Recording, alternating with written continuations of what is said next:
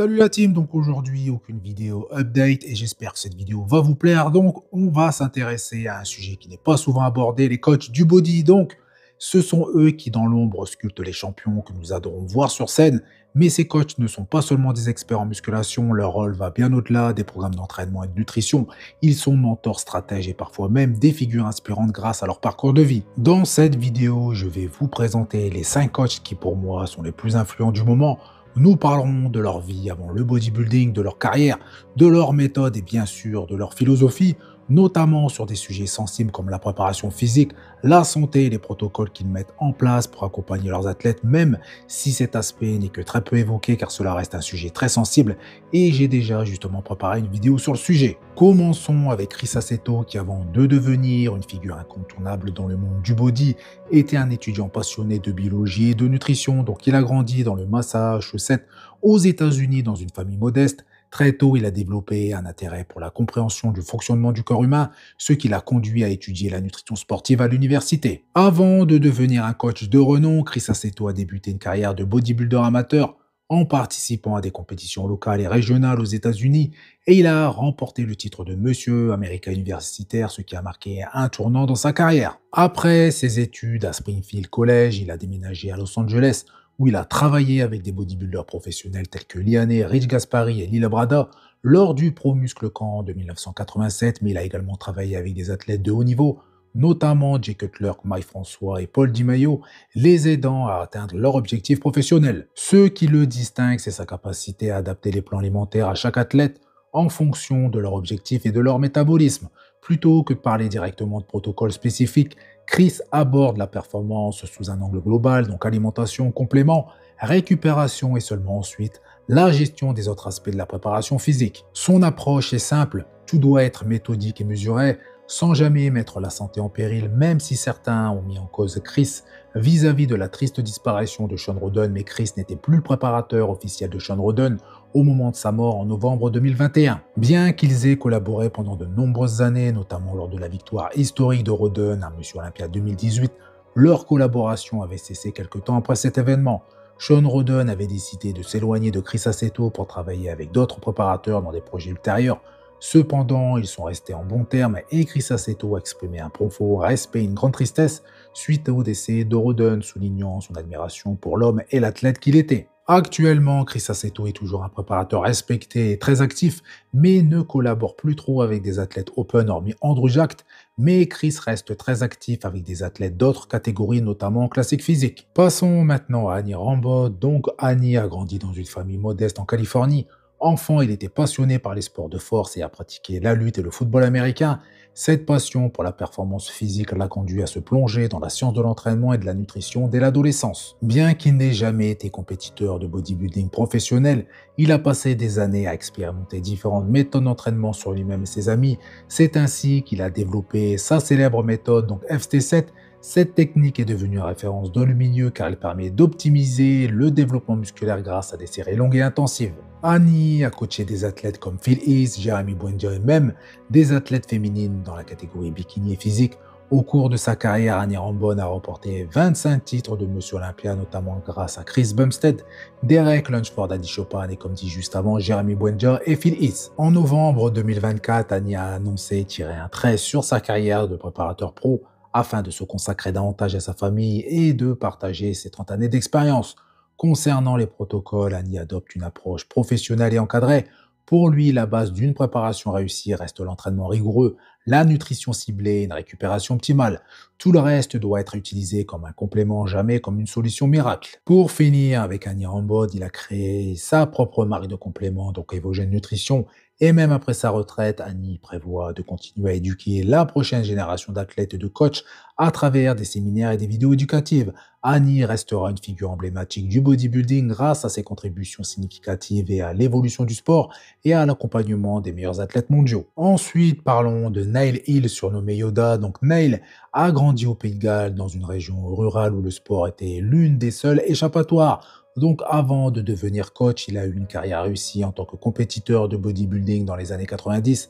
Neil a participé à de nombreuses compétitions internationales où il s'est fait remarquer pour son physique équilibré et sa détermination. Cependant, des blessures récurrentes l'ont poussé à arrêter la compétition et à se consacrer entièrement au coaching. Cette transition lui a permis de développer sa méthode Y3T ou Yoda 3 Training inspirée de ses propres expériences. Cette méthode repose sur un équilibre entre intensité et récupération pour éviter le surentraînement. Neil est particulièrement attentif à la santé de ses athlètes. Pour lui, la performance ne peut jamais se faire au détriment de la santé, et cela inclut la gestion des protocoles. Il conseille toujours à ses athlètes de s'appuyer sur des bases solides en nutrition et entraînement avant d'envisager quoi que ce soit d'autre. Son approche est à la fois préventive et responsable, ce qui en fait justement l'un des coachs les plus respectés. En tant que coach, Nail a travaillé avec des athlètes de haut niveau dont Flex Lewis et a contribué à leur succès sur la scène internationale. Il est également associé à des marques de nutrition sportive et à des entreprises de préparation de repas comme MegaFit Meal. En 2024, Nelly a commencé à travailler avec Raphaël Brandao en tant que coach principal. Cette collaboration vise à optimiser la préparation de Brandao pour la compétition majeure et il s'agit bien évidemment de Monsieur Olympia 2025. Passons à Georges Farah, même s'il n'est plus sur le devant de la scène comme par le passé, donc surnommé The Pro Maker. L'histoire de Georges Farah est marquée par des défis incroyables. Né dans une famille modeste au Liban, il a migré aux États-Unis pour échapper à une enfance difficile. Très jeune, il s'est tourné vers le bodybuilding comme un moyen de canaliser son énergie et il a même participé à plusieurs compétitions professionnelles dans les années 2000 où il a remporté plusieurs titres locaux. Malheureusement, sa carrière a été interrompue lorsqu'il a été diagnostiqué avec un cancer. Cette expérience l'a transformé et l'a poussé à adopter une approche holistique dans son coaching.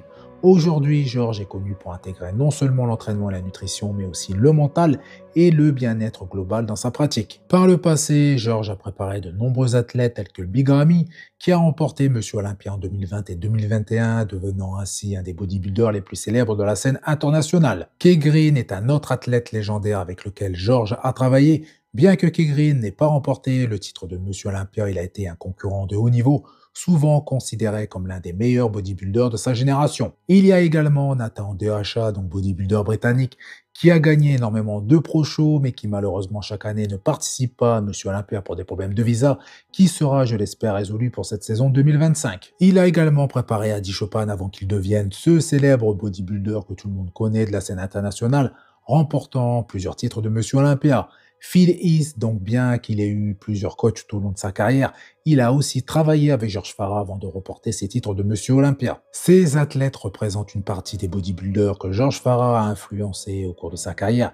Il est reconnu pour son approche stricte et personnalisée de la préparation, se concentrant sur l'alimentation, l'entraînement et la gestion des périodes de compétition pour maximiser la performance et le résultat. En ce qui concerne l'usage de protocoles, Georges adopte une philosophie très prudente. Il met en garde contre les excès et insiste sur le fait que la santé doit rester une priorité. Selon lui, la vraie force d'un athlète réside dans sa discipline et à sa capacité à tirer le meilleur parti justement de ce qu'il a naturellement avant de penser à des solutions externes. On passe à Patrick Tuor, donc originaire de Suisse. Patrick a su s'imposer comme l'un des coachs les plus respectés et influents dans le monde du body.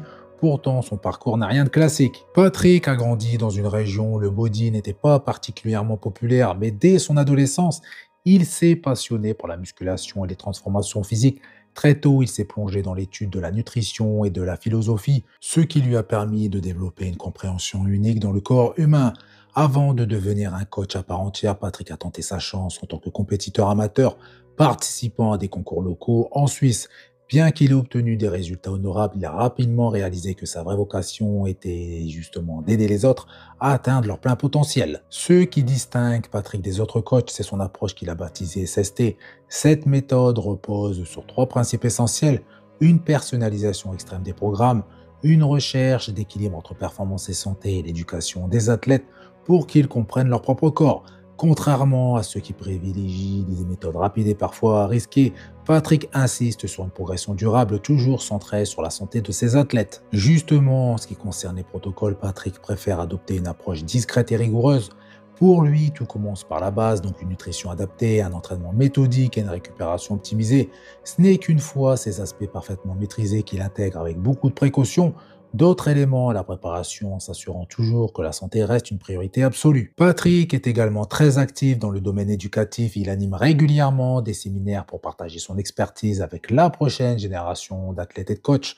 En 2023 et 2024, il a continué à élargir son influence en collaborant avec des marques de nutrition et en accompagnant ses athlètes vers des performances exceptionnelles. Avec son approche scientifique et humaine, Patrick Tuor incarne parfaitement l'équilibre entre performance et santé.